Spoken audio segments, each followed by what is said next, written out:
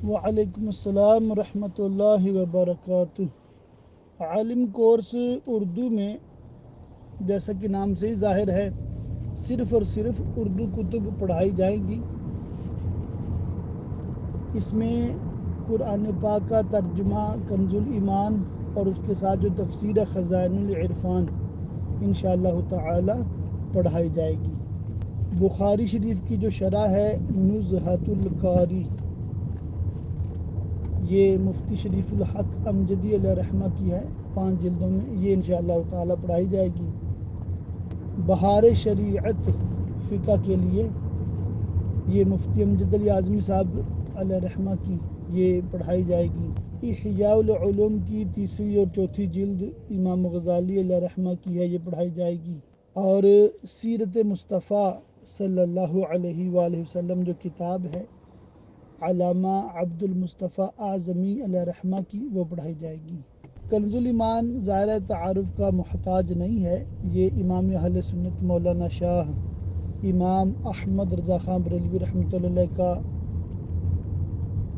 ترجمہ قرآن ہے، اور انہی کے خلیفہ سید محمد نعیم الدین مراد آبادی رحمۃ اللہ علیہ نے خزائن العرفان تفسیر لکھی ہے۔ تو یوں انشاءاللہ تعالی ہم ان بزرگوں سے یہ کتابیں پڑھیں گے۔ گویا ہم تفسیر نعیم الدین مراد آبادی سے، حدیث شریف الحق امجدی سے، فقہ مفتی امجد علی اعظمی سے، تصوف امام غزالی سے، اور سیرت جو ہے عبد المصطفیٰ اعظمی سے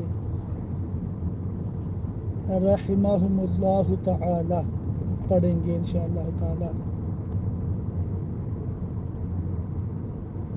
علم دین کا بہترین یعنی کہ ایک حاصل کرنے کا ذریعہ ہے یہ عالم کورس اردو۔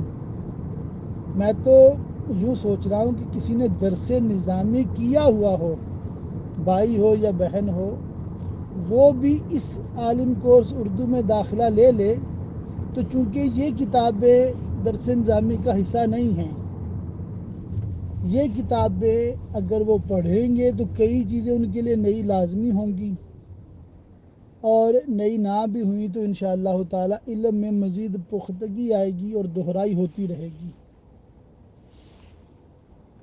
اللہ تعالی ہم سب کو اس کار خیر میں شریک ہونے کی توفیق عطا فرمائے، استقامت عطا فرمائے، نظر بد سے بچائے، اور اپنی رضا کے لیے یہ کام کرنے کی سعادت عطا فرمائے، اور اس کو قبول فرما کر اجر عظیم عطا فرمائے۔